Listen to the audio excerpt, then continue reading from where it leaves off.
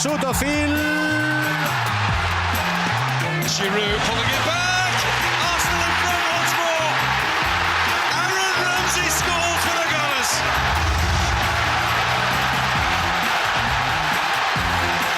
This is Arsecast Extra. Hello and welcome to another Arsecast Extra. As always, with James from Gunnerblog. Goodly morning to you, James. Goodly morning. How you doing? I'm all right. How was your weekend? Very good. Sunny. Yeah. I mean, even Sunday was less sunny here, but my friend had organised a barbecue and I wore shorts. I persisted. I dressed as if it was sunny, which I think is half the battle. It certainly is. It's gone colder here, actually. We're expecting highs today of only 14 to 16 degrees, which is very disappointing for June. But there you go. These are the fluctuations of life in Ireland, I guess. It is. It's the same. It's the same over here. It's you know, the heat wave has gone, but I'm sort of in denial, basically, is what's happened here. Yeah. I did notice your shirt in one of your videos the other day. I thought you rocked that bad boy pretty well. Oh, was it the shirt with all the flamingos on it? Yes, it was. Do you know that shirt was actually bought for me by my flatmate as a joke, but I've embraced the shirt and started wearing it regularly. I think it's great. No? I mean, you know... How would you describe it to someone who hasn't seen it? It's a black shirt with lots of pink flamingos on it. What's wrong with that? What could be better? Just a black shirt? It's a little more timeless, perhaps. I mean, look, like I say, I think you've embraced it well. For somebody to buy you that as a gift, I guess it was ironic, going, hi, he'll never wear that. Exactly, and I showed them. What I liked about it is I wore it, and then on the comments on the YouTube underneath, a lot of people were fascinated by the shirt, and they were like, where did he buy it? And they sort of found a similar shirt from like a designer store for like €600, and they were like, if we want this shirt, this is what we have to get. Wow. And I was thinking, I'm sure my friends spent about £6 maximum on that shirt, but you know, if people want to try and emulate me, it's going to cost them. Wow, £600 for a flamingo shirt. You'd be better off just buying a black shirt and buying flamingos and stapling them to the shirt. That would probably work out cheaper. Yeah, bloody hell. I mean, who knew that flamingos were such a high fashion item? You know, I'm not necessarily up to date with the latest in haute couture from the design labels of Paris and what have you, but wow. I guess it's educational. It doesn't matter the cut. It doesn't matter the colour. It matters that it's got flamingos all over it. That's it. So did you do anything interesting else at the weekend? Did you? I mean, I didn't. I just sort of stayed up late and played music on the internet. Yes, I tuned in to some of you on Saturday night, actually. Enjoyed that. I watched Glastonbury, to be honest, but not in the sort of muddy, tenty way. I watched it on my television, on my sofa, which seems to me to be the superior method of watching Glastonbury. Yeah, I would agree in the sense that you don't have to sleep in a tent. No. I don't understand tents. I mean, I know why they exist and what have you, people who want to go camping and that kind of stuff, but, you know, this is the 21st century. Why would anyone deliberately subject themselves to a tent when they could stay at a moderately priced bed and breakfast, perhaps? Yeah, the worst thing about tents, as someone who's been in one relatively recently, is when it is hot and you wake up in the morning in a tent. It is about the hottest place I can imagine, actually. It's the air is thick with the smell of you. It's not good. No. It's not good. No. Especially in a scenario where showers are at a premium. You know? Well, this is it. I did go to a festival here a few years back. It's not quite Glastonbury. It's called the Electric Picnic, but it was pretty horrific. Just having to sleep in a tent and then having to go and try and find some kind of toilet. Oh, it's just not right, you know? There should be better facilities for these kind of things. I know. That's the big political issue of the day. The toilets at Glastonbury. Oh, I shudder to think what they're like. Oh, my God. Yeah, well, but, you know, from your sofa, great fun. Lovely, and you can see everything. Enjoyed it. Yeah, very good. I'm glad you got the full Glastonbury. The Glastonbury experience. Yeah, and as I mentioned to you just before we start recording, I have fallen off the wagon. I've stopped watching the Confederations Cup. Why, James? Why? I don't know. It's almost as if once I had watched New Zealand play Chile or something, I couldn't muster the energy and concentration to watch New Zealand play again. It's almost as if I realised that the tournament was basically a nonsense, that no one else was taking seriously or watching apart from me. Yeah. And that dawning realisation has made me turn over to Glastonbury. Why do we say something is a nonsense? What is that? Why? It's like the Arsenal. Why? You can't go into a shop and buy a nonsense. It's not a noun, is it? It's not. It's just nonsense. I mean, the word nonsense is absolutely perfect on its own without the in front of it. I guess, yeah. But you say something is a disgrace, but nor can you buy a disgrace. But you're talking about us. Well, yeah. Arsenal fans might contest that, given some of our signings down the years. But I don't know. I don't know. A nonsense. It's a quite antiquated thing to say, isn't it? It's probably just me trying to sound clever. Yeah. Who knows? I think it's just a verbal thing that some people started saying, and now it's become a thing that people say all the time without thinking about it. Just use the word nonsense, folks. That's where we're going with this one. All right. I've learnt my lesson. Yeah. I don't want to cross you and get another curse placed upon me. Grudge. So you didn't tune into Chile playing Australia or whatever the hell was going on this weekend. Chile drew 1-1 with Australia. I saw some people on Twitter saying that Australia were winning 1-0, and I was like, well, that's unusual, but I still don't care enough to turn it on or look at it. Right. I presume Alexis played the whole 500 minutes of the game. Yeah, he did, but both his legs were removed during the course of the game. He was just sort of crawling along. Yeah, that happened. And Germany, Mesut Ozil's not with Germany, is he? No. He's been given some time off. He's on his hollybobs. He's got lots to think about, I guess. What he's going to spend his riches on. So yeah, no, I didn't see that. I didn't really watch the under-21s. To be honest, I've now finally accepted that we're in some sort of football hiatus. I've accepted it. I fought it for a while by kind of watching anything that I could, but I've had to make my peace with it now. You're just embracing it and embracing the beauty, the sheer joy of silly season when it comes to transfers, because that's where we're at the moment. The only stories that are doing the rounds are transfer stories, and most transfer stories, as we know, are to be taken with a fairly hefty pinch of salt, because there's nothing else to talk about. A bag of salt, exactly. Yeah. A nonsense of salt. A nonsense of salt. That's the collective noun. I think that well, it's been the week of Lacazette, really, since we last spoke. That's what it feels like. I'm just looking now, even James Ollie at the Evening Standard talking about Arsenal's interest in Lacazette. That's the one that's kind of almost usurped Kylian Mbappe as the transfer on everyone's lips in recent days. Yeah, I mean, do you feel like the pursuit of Lacazette has been made because we know that there's no chance of getting Mbappe? I know some people were talking over the weekend that Arsenal are after Lacazette, but they still haven't ruled out moving for Mbappe. But to me, it would make more sense if we were after Lacazette in this very strong way, because we know now that there's no chance of signing Mbappe. Maybe. I mean, I sort of joked maybe it's just to flush Mbappe out. We're just flirting with Lacazette, so Mbappe has to decide on choosing Arsenal. I think that realistically, I mean, it depends how advanced you believe the move for Lacazette is, because there have been conflicting reports about that. There was talk of this 60 million euro bid or something like that, and then the Lyon president came out and said, it's very early to talk about a deal. There is interest from Arsenal. He mentioned it to Gerard Houllier at the France-England game, but it hasn't necessarily gone much beyond that. I personally think that if we have bid that money for Lacazette, it probably means that we think we're not getting Mbappe. But I suspect we're probably still in a position slightly before that where it kind of still could go one way or the other. It's definitely true that one is more plausible. Yeah.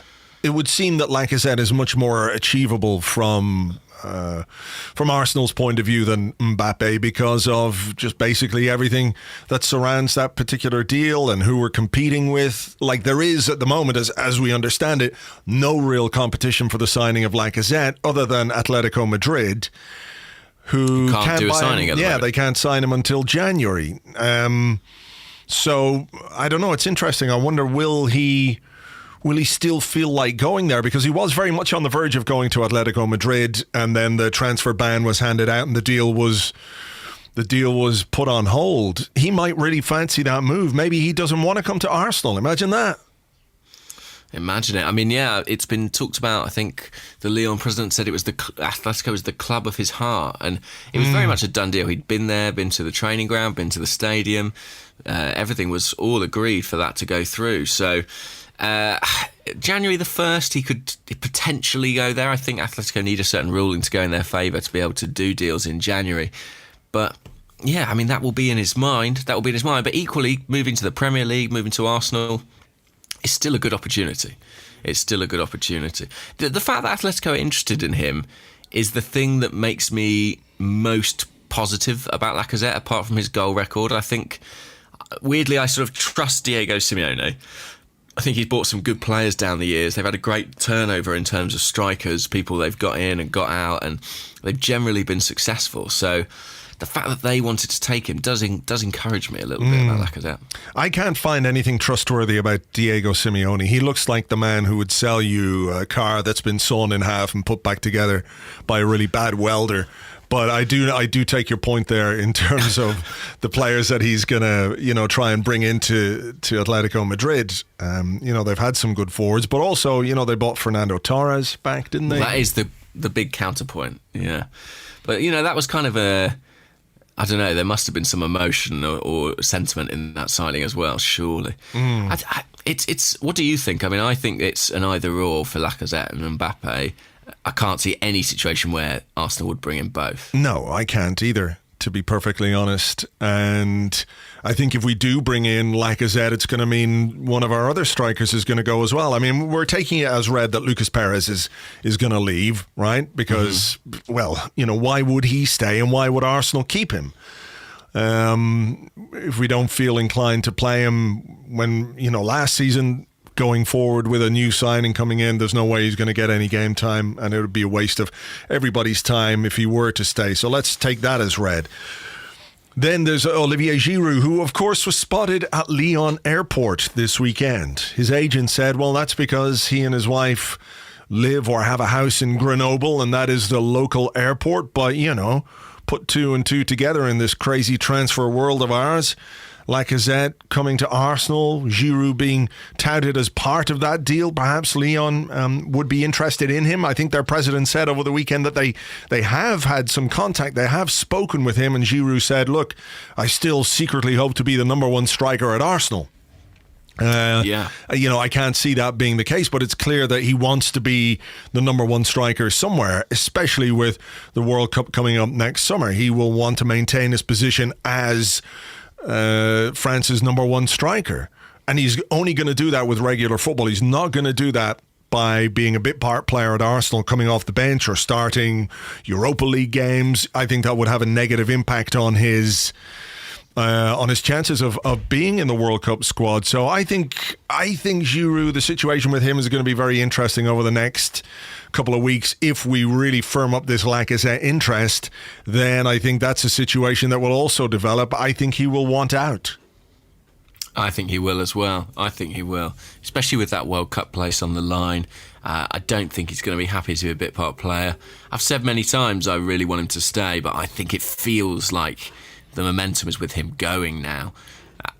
It's interesting, isn't it? I was thinking about this morning. I was thinking, if we were confident that Alexis Sanchez was staying, do you think Arsene Wenger would feel more comfortable going into the season with, say, Welbeck and Giroud as his strikers? Because even if one of those players only gets sort of 15 to 20 goals, you've got potentially 25 to 30 from Alexis, whereas the fact Alexis might go sort of means we need a more productive centre forward, a more reliable goal scorer. So I think that if if Alexis was staying, they might persist with a Welbeck, say, because, if you think Alexis contributes about 25 to 30 goals, Welbeck might get you 15. I think Lacazette is not a direct replacement for Alexis in terms of the position he plays, but in terms of productivity and his goal-scoring record, maybe that's part of the thinking that, he's scored so many goals in France. It's obviously that doesn't guarantee goals in English football, but he is a finisher.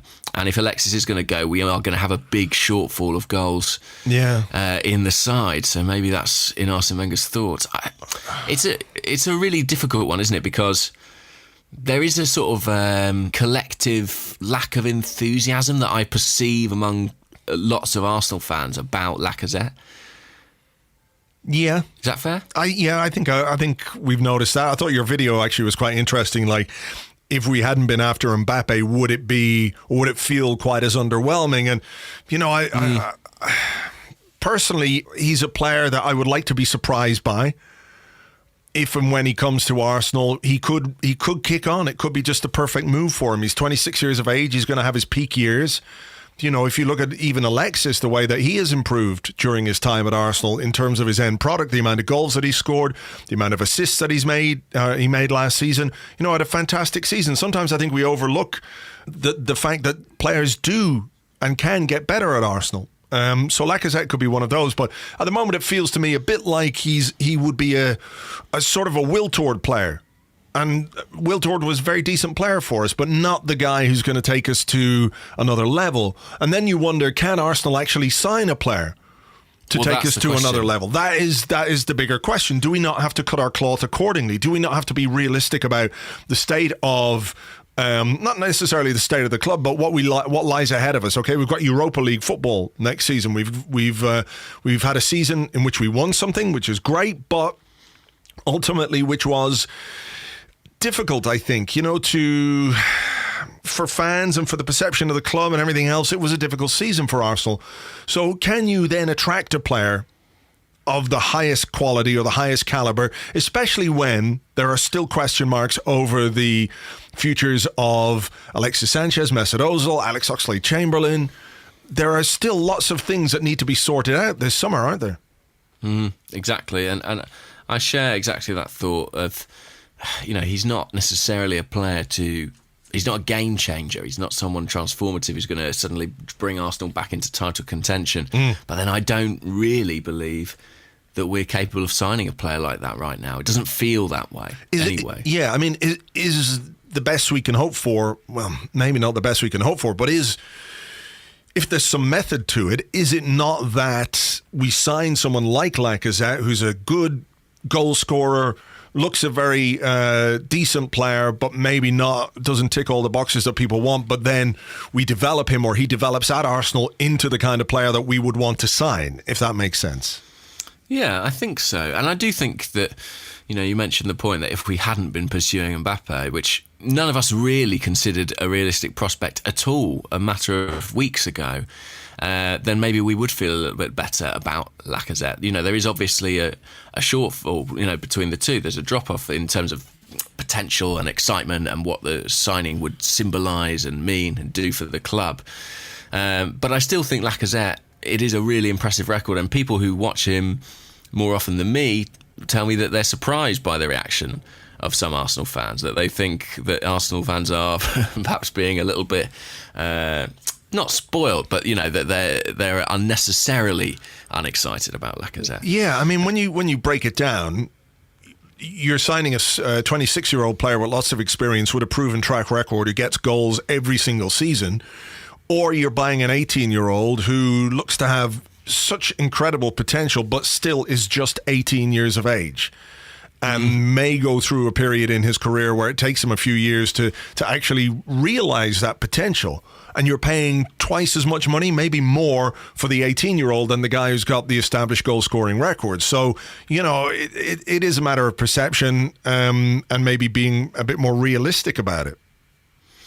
Yeah, that's it. I think it is perception, and maybe Arsene Wenger's being pragmatic and thinking, well, this guy is at least proven at some level or consistent over a long period of time, and that might factor into his thinking. Look, I think he would still he would still love to take Mbappe. I think that clearly was target number one, and I almost think that sort of is a deal that they're almost operating on a separate track. It's like, if we pull this off, obviously that changes our whole transfer policy. Yeah. But the promising thing really is that they are pursuing other options and going down other avenues, because we're in long shot territory with Mbappe. We really are. And we have to hope, of course, that there are other things going on as well. And can we read anything into what they're doing? Well, I mean, we don't know exactly what they're doing at this moment in time. But are they working on the premise that they're going to keep Ozil and Alexis? Or are they working... Do they know? I mean, these are the big questions that we don't really know. Obviously, Alexis might well have signalled his intentions to the club, but the club, of course, can keep him for the final year of his contract. We don't know what's going on with Ozil as well. So it's good that we don't know, in a way, because it means other clubs don't. Well, it's not public, which makes it a little bit easier to handle for now. I'm sure behind this, if Alexis has decided to go, the major players will know. You know, if he's told Manchester City, say, that he's up for a move, they will know. Arsenal will know. But the fact that that's not a public sort of problem, probably helps us do our business with other clubs at any rate. Other stuff that went around over the weekend, I'm not quite sure how accurate any of it is. Theo Walcott linked with a move to West Ham. Was he now? I didn't see that myself, but he has been in the past. He was, yeah. Last summer there were stories they were going to bid about £25 million for him.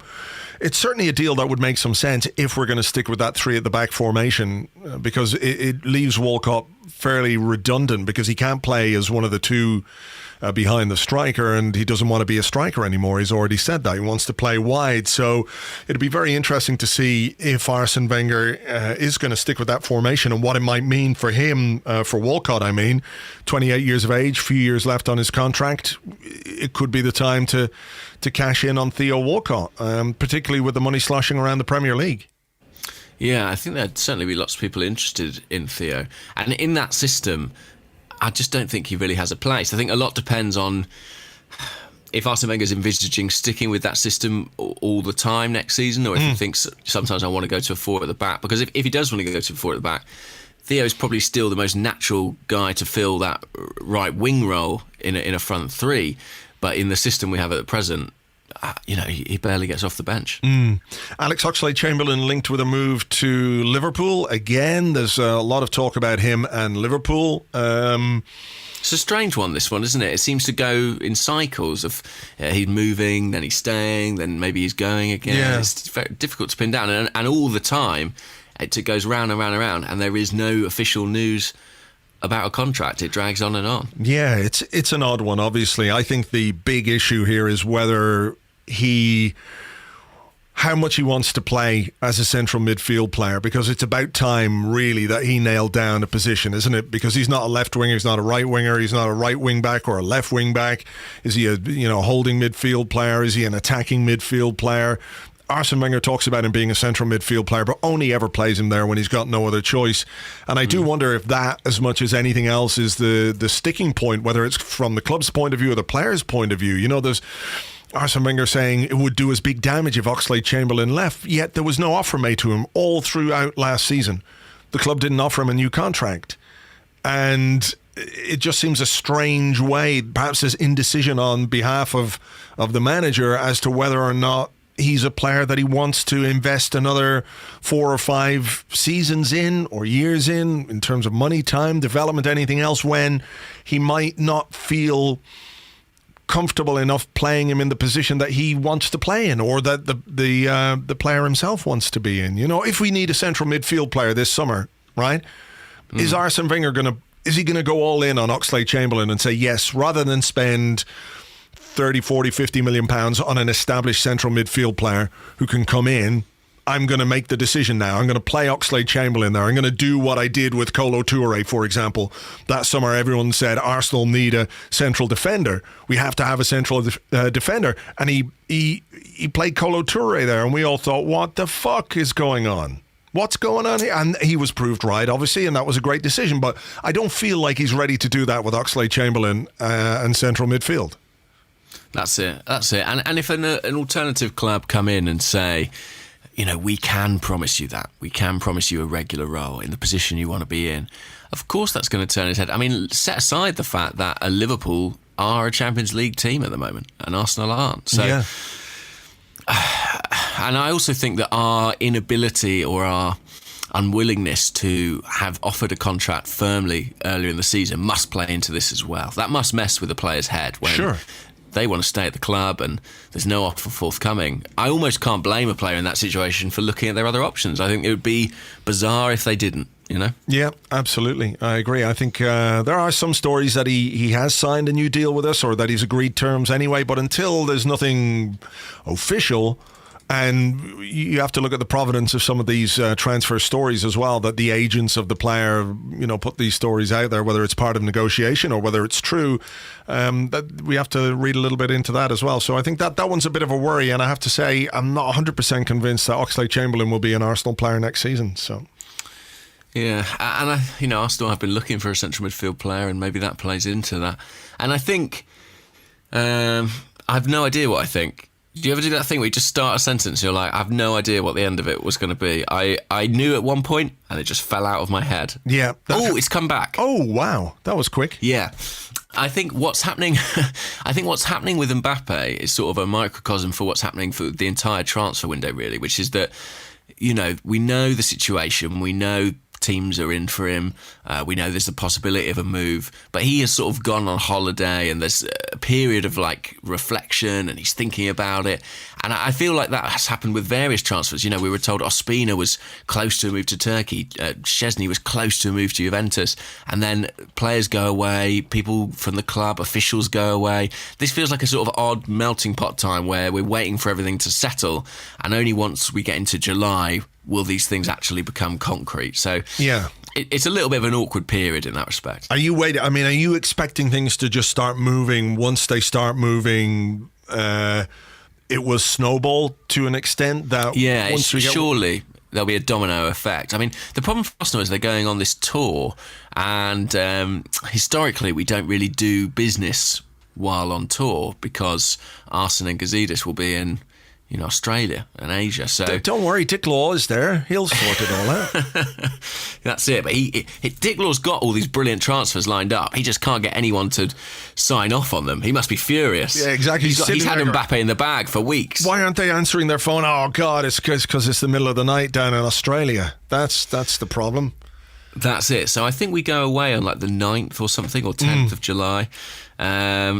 So maybe between now and then you'd see some business. I mean, the other thing about the Lacazette thing that I wanted to come back to briefly was, do you think there's any pressure or feeling of, well, if Mbappe is dragging his heels, we need to bring somebody in to help with the contract negotiations with Alexis and Ozil? Do you think there's any sense from Arsene and Gazidis that they need to make a statement signing early-ish in this window to help them with other matters? Possibly, yeah. I hadn't really considered that, but it would make some kind of sense. I think we probably know fine well what's going on with Mbappe. I would be very surprised if the men at the top, or certainly Arsene Wenger, wasn't 100% clear on that. So,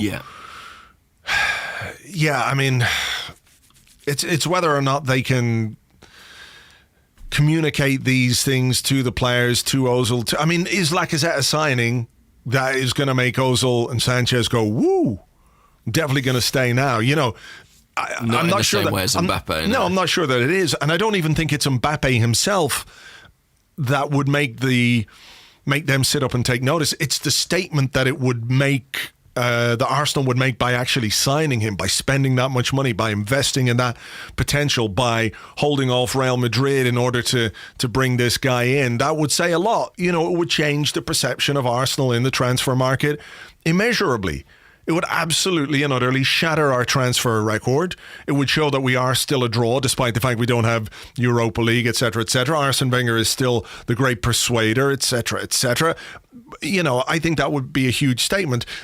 I don't think Lacazette does the same thing, but what it might do is at least start the ball rolling in terms of what else we have to do this summer. I mean, there's talk of the other guy from Monaco as well, Thomas Lemar. We're supposedly interested in him. So again, is he somebody to replace someone who might be leaving, or someone to come in and augment the squad and give us something that bit different and maybe keep these guys and convince them to stay? But again, I don't know. Everything is just so up in the air that you just got no idea. That's it. And I think over the next couple of weeks, hopefully the dust will begin to settle. And when it does, hopefully we won't look much worse for it. Anything else we should talk about in this part of the show? I don't know. Nothing necessarily jumps out. I'm just trying to have a quick scan through the news. I think we've covered it. I think we've covered most of it. We certainly have. Okay, we've got some questions, a lot of questions and stuff. So we'll take a little break here. We'll come back with those and more in part 2 right after this.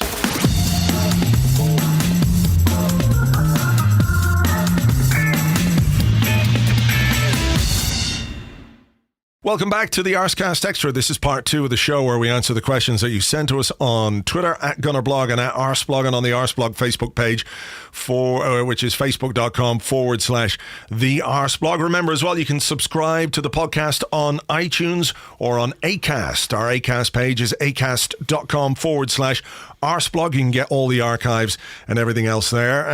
Right. Do you want to start, or will I start?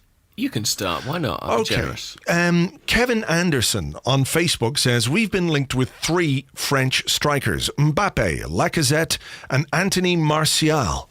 Does anyone else think Martial might be the best option? Amazing prospect as a youngster and then didn't have a good spell somewhere? A bit Henry-esque. And could Mourinho's twattery work for us if he thinks he could sell us a player he doesn't rate? I have to be honest that I can't believe that Jose Mourinho would sell a player of that calibre to Arsenal. However, he has sold Petr Cech to Arsenal in the past, and did he not sell Juan Mata to Manchester United too? So there is some track record of him letting people go. I really like Martial. When he signed for United, there was that feeling of, that ought to be a guy signing for Arsenal. Despite all the massive money that was paid for him, he just seemed such a classic, archetypal Arsene Wenger player. I would actually love to see Anthony Martial at Arsenal. Whether or not he's the best of that bunch, I don't necessarily know. I think there's an excitement about Mbappe that supersedes anything we saw around Martial at that age. But I think he would be a good addition, and I do like the narrative of a player who it hasn't quite panned out for with a rival, finding his feet elsewhere, and at 21 there's every chance he could do that. But I don't necessarily see United dispensing with him. I think that I just find that hard to believe, especially given their investment. What do you think? I'd be really surprised if it were to happen, but I can see how many boxes it ticks from an Arsenal point of view. Like you say, the player who hasn't quite done it at the club he signed for. He's French, he's young. Arsene Wenger rates him as well. He did talk about him in fairly high, glowing terms. I mean, isn't it amazing when you think about it? This generation, this new generation of French player, these French forwards and strikers, between Martial, Mbappe, Thomas Lemar, of course, a bit of a midfielder, Dembele at Dortmund. They're creating. Where are they making them? Do they have a factory where they're making these young, exciting French players? And it's really strange that we're not in, or that one of them hasn't come to us. Do you know what I mean? No. We usually got the first Sanogo from that generation. Yeah, but we were usually the first port of call for these guys. That Arsenal, it was the French club, that our contacts and our track record there meant that we were a really exciting and attractive proposition for these young players. And it's funny now when you look back at the Martial transfer, and everyone at the time was going, holy shit, that's a fucking, what an amount of money they paid. It seems normal now. Seems relatively normal. I can't see United selling him. I mean, the issue they have, of course, is that they don't have Ibrahimovic anymore.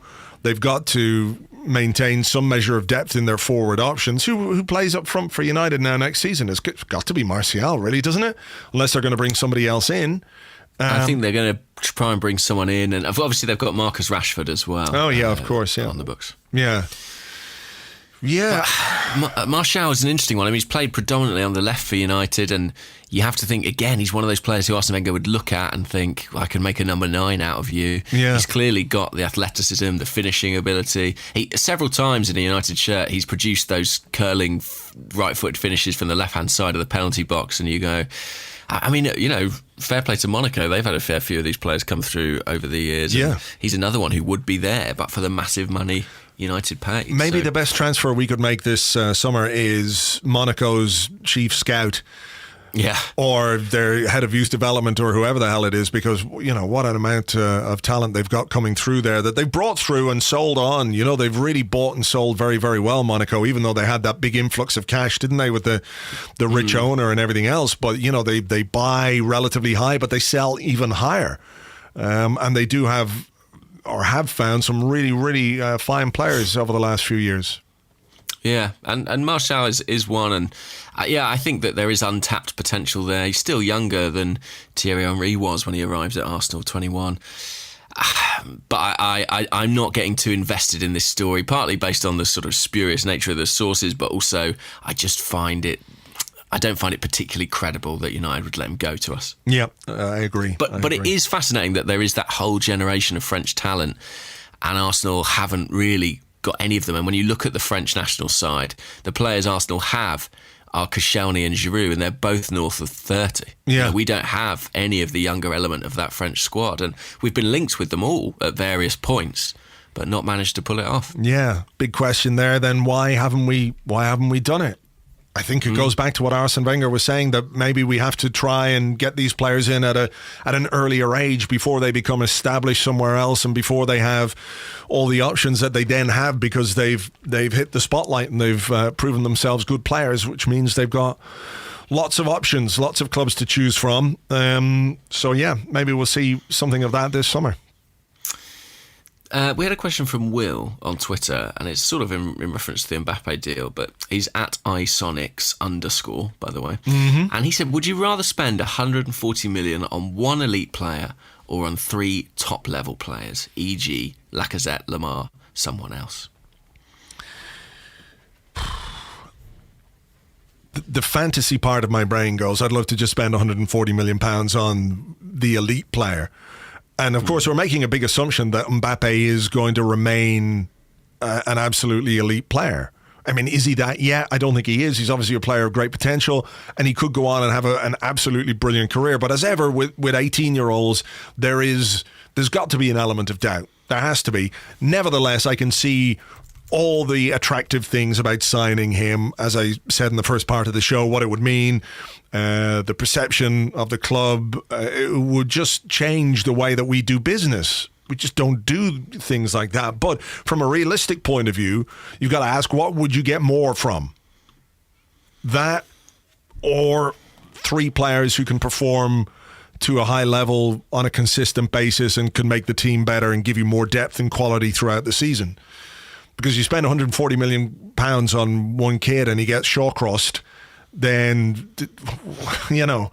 what happens to your 140 million pounds? Even if you spend 50 million pounds on 3 players each, 50 million each, even if one of them gets shawcrossed, you've still got the 2. So, there's that kind of safety involved. And I think the more realistic option, of course, is that you would spend on 3 players. Arsene Wenger said he wanted to bring in 3 players this summer. He's brought 1 in. So maybe we've got 2 60 million pound players to come in, whoever they might be, Lacazette and Lamar. And is that us done? Who knows? We'll see. But I think that's the more realistic, the more sensible way to go. But of course, fuck it. Might as well go all in on a pair of jokers or whatever.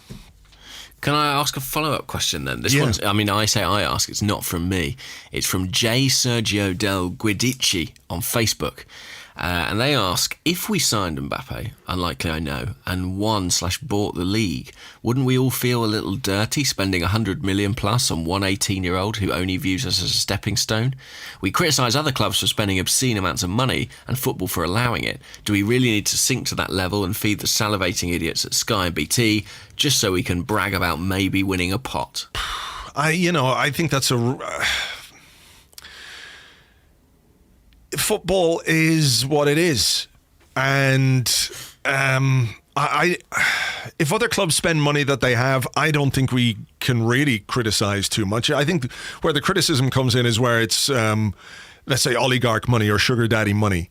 If Arsenal are going to spend 140 million quid, it's because it's not because Stan Kroenke's given it to us, or because Ali Sharuzmanov has given it to us. It's because the club has decided that it can afford to spend that, and it's its own money. So I wouldn't be critical about that. If it wins us the title, who gives a fuck?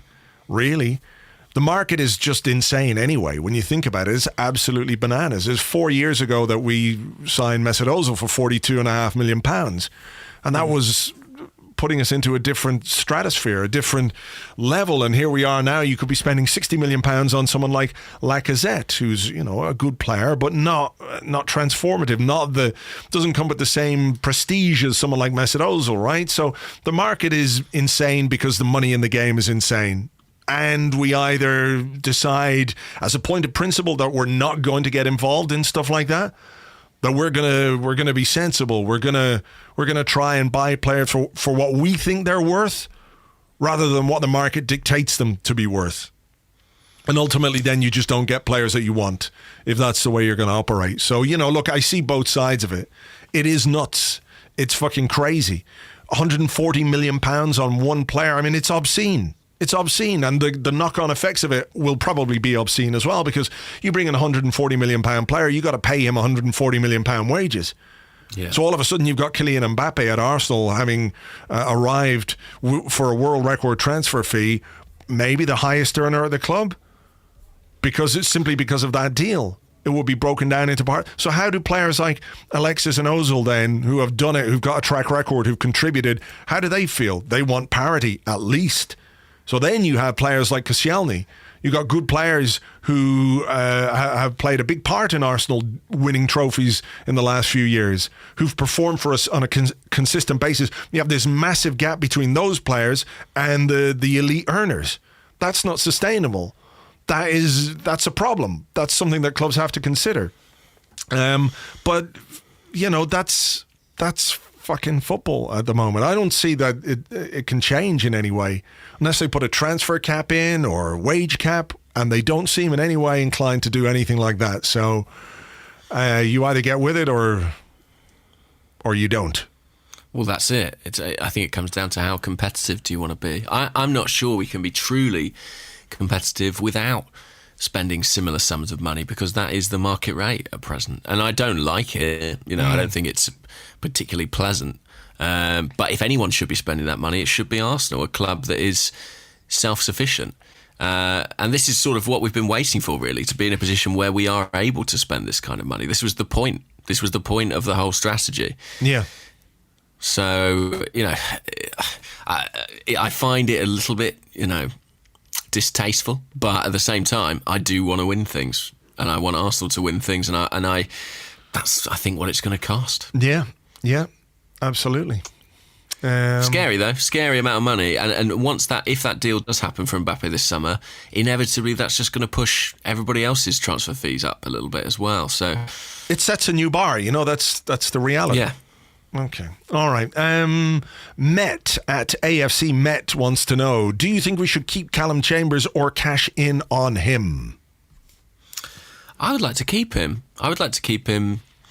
Probably at the expense of maybe one of the other central defenders who's on the books. I mean, if we stick with three at the back, you need at least 6 centre-halves, don't you? And so you've got Koscielny, Mustafi, Holding, and then you've got Mertesacker, Gabriel, Chambers, and Chambers, Monreal. And then you've also got Monreal, and apparently, potentially, the new boy as well, Kolasinac, apparently can play as centre half in a 3. Right. I don't think he will, but he has said himself that he has done previously.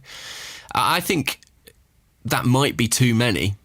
That feels like quite a lot. But I would like Chambers to stay, even if it meant losing somebody like a Gabriel, say. I think that Chambers deserves a chance. I think he did well at Middlesbrough. He's a young English player who's got big potential. He's doing well with the under-21s. And I think a back 3 will suit him. I saw Martin Keown at the kit launch last week, and I asked him about Calum Chambers, and he said that for him, he's never been quite sure if Chambers was better off as a centre-half or a full-back potentially, or a holding midfielder. He thinks that a back three might kind of allow him to combine elements of all those roles. You know, it's in a similar way that we think it might for Mustafi. Yeah. So yeah, I think he's well suited to it, and I'd like to see him stay. But it's just a question of if we can keep all those centre halves happy. I'm not sure we can. What about you? Well, another part of it is whether we can keep all those centre halves fit. You know, Laurent Koscielny spoke, didn't he, towards the end of the season about how he requires daily treatment on his Achilles to keep playing. We know that Per Mertesacker is probably into his final season with the club, and we have to think about the future and a bit of continuity as well. So going forward, if you're three young centre halves, youngish, or Mustafi, Holding and Calum Chambers, you know, maybe if they get enough game time, you know, they could become established and experienced and people that we then come to rely on. I think he had a good season at Borough. I think he did everything that you want a lone player to do when he goes out.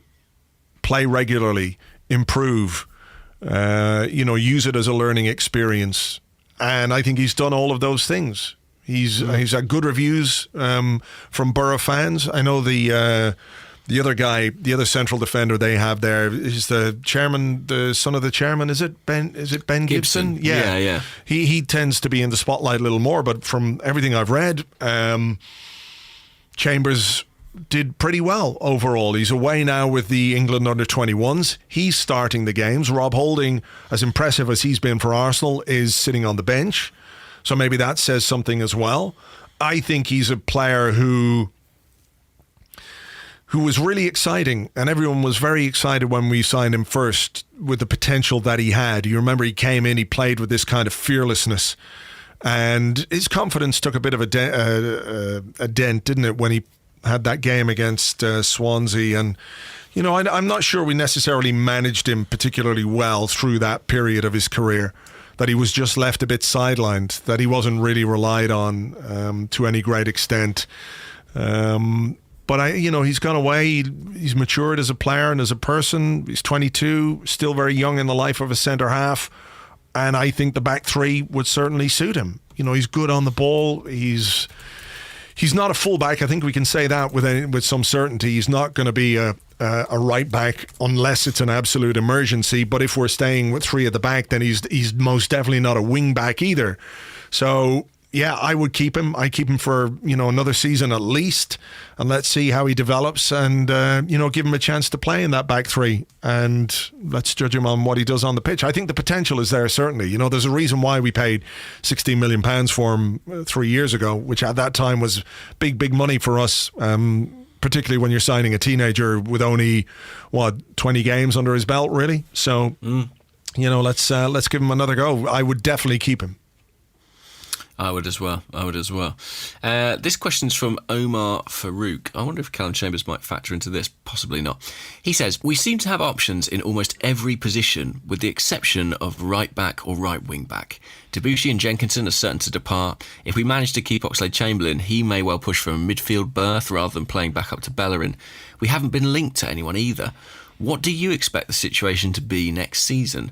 Will Maitland-Niles be promoted to the first team, perhaps? Or would we rely on Chambers for cover, if not the Ox? What do you think? The right-hand side of the defence. It's an interesting one. It is an interesting one because, like you say, Jenkinson and Debussy are most likely going to leave. Hector Bellerin's away with the Spanish under-21s at the European Championships. He'll probably be back a bit late. Maybe he'll have some extra holidays, or his pre-season will be a little truncated anyway. So, yeah, I do wonder what he's going to do there. You know, Maitland-Niles, is he a right wing-back? I don't know. I mean, that seems like the sort of solution Arsene Wenger might go for, to promote somebody from within to deputise for Hector Bellerin rather than bring in a signing. Yeah. But Maitland-Niles, really, I mean, having begun his career on the flanks, I know he played a couple of games at right back. I think it was the season before last for Arsenal. Really, he's been redeveloped as a holding midfield player, and it's possible that he would push him out wide again, but it would seem strange to kind of continually shift his development around in that way, you know? Yeah, I don't know. It's hard to know what the plan is there, to be perfectly honest, because we're still a little bit unsure, aren't we, about what's going to happen next season in terms of what formation we're going to play. So that might play a part in what we do. I don't see Calum Chambers as a wing back, I must say. No, I don't either. I think he's a central defender and probably better off in a 3. I think Bellerin is a perfect wing back, but we've got to get somebody who can deputise for him, who can come in as and when he's injured, suspended, or needs a rest, etc., etc. So, I mean, if he was happy to do it, would you be happy with Oxlade-Chamberlain as that guy? Yeah, I just wonder if... I don't know that you can pit Oxlade-Chamberlain and Bellerin against each other. I think you've got to have a first choice, right? And I think Bellerin should be that first choice. So I don't know that Oxlade-Chamberlain would be willing really to play second fiddle. I don't know if it would do either of the players any good either if you were to make it a straight fight. You know, I know we talk about having competition for places and, you know, let the best man win, etc., etc., but... And again, I'm not necessarily 100% convinced about Oxlade-Chamberlain's defensive abilities either. Still think that's an area of his game that is a little bit weak. You know, going forward, I can imagine that being exposed over time. Yeah, potentially. Yeah, you know, so he did well when he settled in there for Bellerin when Bellerin was injured and everything else. But you know, I can't see Oxlade-Chamberlain as that guy. So I think that's another very interesting thing. Another little issue that we've got to get sorted this summer. I don't know if there's anybody at youth level who is good enough or ready to make the step up to be the number 2 to Bellerin. Don't think there is there? No. I mean, Maitland-Niles is an option, certainly, because he's very versatile. He's got great stamina, great energy. So maybe that will be Arsene Wenger's solution. Maybe that will be his way into the first team squad. You've got to take the opportunities where they come. It just seems odd to take a wide player, spend years kind of converting him almost to a central midfield player, only to put them wide again. But wouldn't put it past them. No, okay. A lot of people, including, let me see, where do I have it here? Boom. I had it there, and now I can't find it. Oh, yes, it's Andrew Rees, who's at Andrew J. Rees on Twitter. There's a story doing the rounds suggesting that Arsenal could do a swap deal with Manchester City, Alexis Sanchez for Sergio Aguero. Andrew Rees says, yes, please. What do you think? I have seen that, rumour around and about. It's an interesting one, isn't it? Because tactically, it's not a straight swap. It might be a straight swap in terms of sort of goal output, but it's taking a player from a deeper position, swapping from a centre forward. And if you do that deal, you probably don't go and sign Lacazette. You probably look more at a Lamar or a Mahrez, someone to play behind a striker. I think I would do it. I think Aguero's about as good I don't want to do it. Sorry, let's be clear. I don't want Alexis to go. But if you said to me he has to go, I think that, and he has to go to Manchester City, then getting Aguero in exchange, I think would be as useful as £50 million. Let's put it like that. What about you? I would be really reticent to do this. Why? Are you worried about Aguero's fitness? Yeah, his fitness, his hamstrings. He's 29. And just mostly because I wouldn't give Manchester City Alexis Sanchez. Simple as that. That would be an absolute deal breaker for me. If you could bring in Sergio Aguero to play for Arsenal right now, yes, I'd have a go at that. But not as an exchange for Alexis Sanchez. No way. So, yeah, I don't know how I can say that anymore. No way. It's pretty emphatic. Yeah. I don't want to lose Alexis to City 100% or any other English team. All I'm saying is if it was the case that he had to go to City and you said to me you can have the money or you can have Aguero, I'd probably take Aguero. Just because for all my concerns about his fitness and his age, I think he might bridge the gap while you were able to sign, I don't know, if it is a Lamar or a younger player who might need a little time to settle or fulfill their potential. I wonder if Aguero might just give you that immediacy in terms of goal threat. Yeah. I mean, but that's accepting that Alexis is going, which I am close to doing. Are you? You're absolutely, like, if you had to put money on it, you'd say Alexis will go. Yes, I think I would say that. Yeah, I think I would say that. I think that's experience in the past influencing my position. What would you bet on? I wouldn't put any money on him signing a new deal, but right. I'm not 100% sure that he'll go either. It really depends what's on offer and who's offering it. There's stories that Bayern Munich have dropped their interest because of his wage demands in kicker today. I don't know how true that is. But. Right. I don't know. So I'm not 100% resigned to that either. But I'd be very surprised if he signed a new deal. I'm just not sure that we'll let him go. What would you guess is the state of play right now? Do you think he's indicated that he's not really interested in signing a new contract, and that's basically where it is? Yeah. And now the club have the decision to make. Do they push the boat out? Because I think, part of what's going on is Sanchez being 28 years of age and knowing that he is at the absolute peak of his powers and making the most of that from a financial point of view. I know he's all about the football. He'd play football on the beach with orphans, blah, blah, blah, But at the same time, he's got people advising him who are saying, look, you've got one more big move left in you or one more big contract. If he, Arsenal can in some way convince him that he can win things with us and pay him what he feels like he wants to be paid, maybe there's still a chance. But I think much will depend on this season. Of course, he and his agents are in a very strong position because they've got that 12 months left on their deal. But yeah, it's just so hard to know. It really is hard to know because so little of it is public other than just whispers and. I don't really know what to make of it all, but que sera, sera and all that, but we shall see. I think we'll know soon enough. Felix Sumba on Twitter says, discuss the futures of Elneny and Coquelin given the need for a new central midfielder. It's not a question, it's an order. Discuss the futures of Elneny and Coquelin. They are to be taken out and shot, both of them.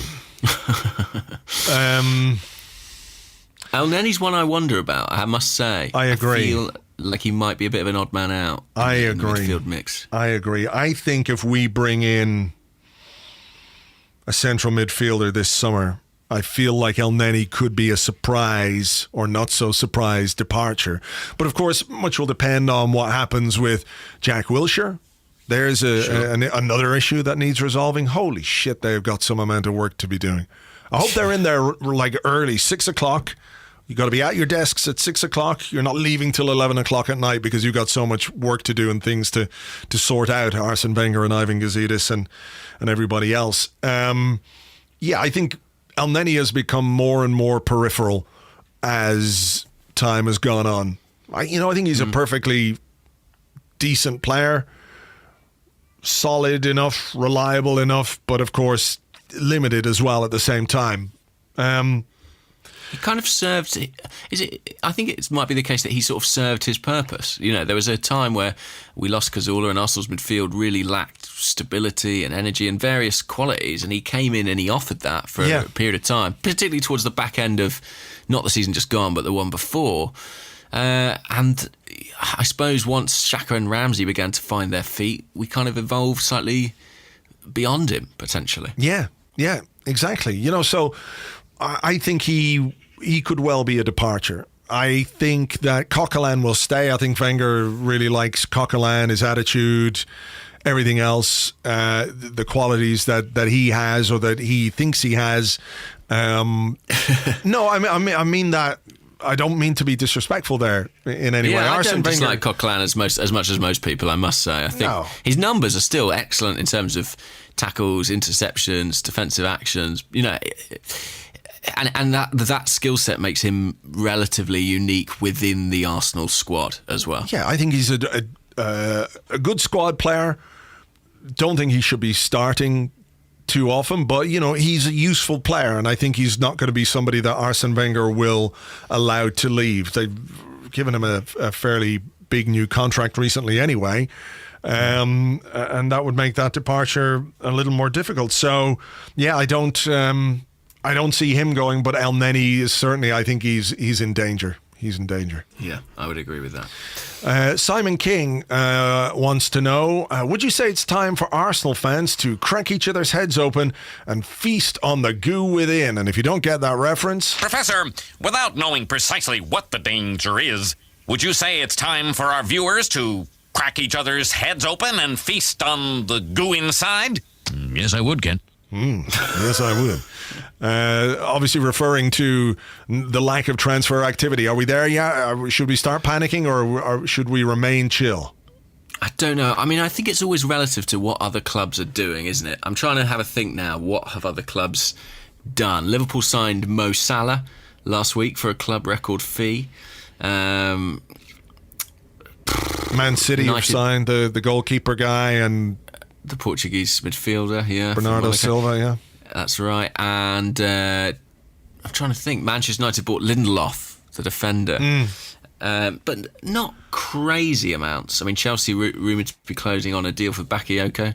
I mean, Monaco, they're breaking that team up, but they're going to make an awful lot of money out of doing it. So I saw somebody somewhere did a breakdown of which month in the summer we typically do our business in.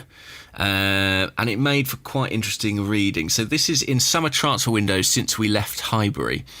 In April, we've signed one player. That was Lucas Podolski back in 2012. In May, 4 ever. Rosicky, Fabianski, Shamak and Xhaka. In June, 6. So just 6 players. Whereas July, it's 11. Right. Since we moved from the city. So July, and then August... 750. And the last day of August, 3,912 players. There are 2 in September as well, because Ozil and Welbeck were kind of on those September deadlines. Oh, yeah. 17 in August, 11 in July, 6 in June. So June is typically quite a quiet month on the incoming front. The players we signed in June were Aaron Ramsey, Thomas Vermaelen, Carl Jenkinson, Olivier Giroud and Petr Cech. Right. So they were all relatively early business, and I think it is July and August where things actually happen. And a disturbing amount of those August ones were right at the last minute. They really were. But hopefully it won't come to that. All right. Ben, who's at BHan2807, wants to know, following our interest in Lacazette, can you think of any other players named after musical devices? Ooh, very good question. Bob Gramophone? Yeah.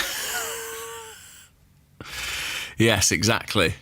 Bob Gramophone was a hell of a player. What position did he play? He was an inside left half. Of the old school. The old school. Hard as nails he was. Hard as nails. He had both his knees replaced by hinges made by an ironmonger from Widnes. Yeah, I mean, what we'd give for a player like that. Absolutely. I got one. Ralph Didgeridoo. Have you got a real one? I've got a real one, yeah. Go on. Chuba Akpom. Chuba Akpom. Boom, Very boom, good. Boom. That's really good. Sebastian Bassoon used to play for Norwich and Newcastle, didn't he? I was just trying to think. There's probably a Scandinavian player called Flute Johansson somewhere. Yeah, there must be. Yeah. Surely. Somewhere in all of Scandinavia, with all those Scandinavians in it, there must be a Flute Johansson. Surely. Yeah, someone dig him out. He must exist. I think that might be it. But, I mean, Lacazette is, it's a headline writer's dream in some respects. I mean, arguably 20 or 30 years late, but other than that. Yeah, not quite as late as Steve Vinyl, but hey. There are no French strikers called MP3 yet. Alf Minidisc. Yeah, exactly. He burned brightly for a short period out. Very short period of time. Then he got his fucked career over. ended early. Yeah, Got fucked over by the iPods and all that kind of stuff. I've got one final one here. Have you got one more? Okay. And I've got one final one if you want. I have got one more. It's sort of on a similar theme, but John Grigsby asked, "It's gone remarkably quiet on the Ozil front. Does that reflect a lack of interest from other clubs or inaction by our team?" Yeah. Yeah. Okay. Yeah. Problem solved. All right. This final one comes from Purple Pie Pete. And he says, who else listens eagerly to hashtag Arsecast Extra, but turns it off when the silly questions come on? Hashtag down with this sort of thing. Now on that, James, would you rather be a brick that could time travel Yeah. or have a tongue that can extend as far as you want it to? Well, I must say, Pete must be in quite the conundrum now, because this is typically where he turns off, but his question has been asked, so he's not going to know what to do. I suspect we've lost him. Now, give me that conundrum again. A brick that can time travel. Yeah, would you rather be a brick that can time travel or Right, yeah. have a tongue that can extend as far out of your mouth as you want it to? Or as it needs to? Definitely the latter. Right. Why would I want to be a brick? You can time travel. But I've got no senses. I can't perceive You're anything. I'm a brick. you're obviously sentient, Like a sentient brick. in some way. No, I can't risk that. What if someone picked me up and concreted me into a wall? Yeah, put you into a pyramid. Ah, fuck! Yeah, that's it. In the inside of a pyramid, I'm never going to escape, never going to be anywhere again. I don't want that. And the tongue thing, that'd be so useful. I mean, every time I wanted a snack, I wouldn't have to involve my hands. I could, keep... I don't know what I'm doing with my hands, but the tongue thing would be handy. I would never have to go and get the ruffles from the table. I could bring the ruffles to me on said tongue. Yeah, that's true, but it would be quite unwieldy, wouldn't it? With your tongue just sort of going along the carpet, then you get all dog hairs and... Does it it's not a retract, though, like a frog? Well, I don't know. My feeling on this was that when it was long enough, it would just sort of drop out of your mouth and hit the floor like gravity. Like a tape measure. Yeah, like a tape measure. Yeah, exactly. Yeah, that's not ideal. You would pick up a lot of fluff and stuff. Yeah, But I'm sticking with my decision. What would you choose? I think I'd like to be a time-traveling brick. Why? There's nothing good about being a brick. Well, I like to time travel, though. That's the off. I know. That's the I know, balance. that's the trade-off. It's yeah. the trade-off is like I could go back in time, and the thing about it is, you're unlikely to change the course of history as a brick. Whereas if you're a person that could time travel, imagine you traveled back in time to, I don't know where, like Abraham Lincoln. And you go in and you save Abraham Lincoln's life from the guy who was going to assassinate him in the theater. You change the course of history. And who knows how that might, it's the whole Back to the Future thing going on there, the space-time continuum. Whereas if you're a brick, you're just more or less watching, you're observing.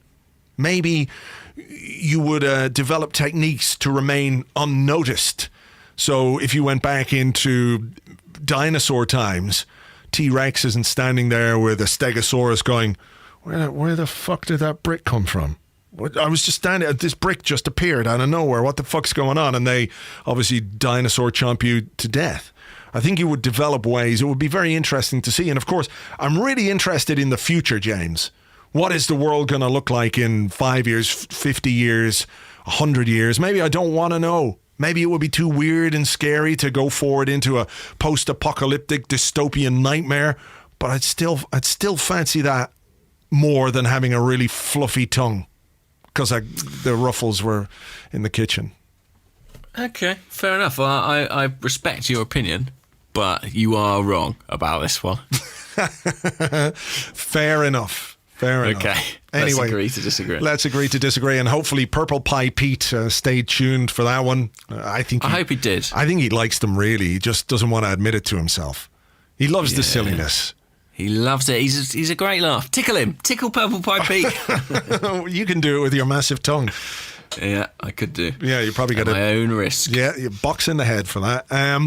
All right, well, look, we better leave it there because, well, basically we've run out of stuff to talk about. Clearly, There is that. There is that. We will be back hopefully on Sunday. We're going to have an Arsecast Extra for you on Sunday because I'm going away on holidays next week. So there won't be one on Monday. So we'll get it together to get you something to listen to next Sunday and have something there for you. And hopefully between now and then, all kinds of things will happen in the transfer market so we don't have to feast on each other's goo. Hopefully not. Hopefully not. That's something no one needs to bear witness to. No, absolutely. All right, we'll catch you on the next one. Thanks for listening. Bye-bye. Bye.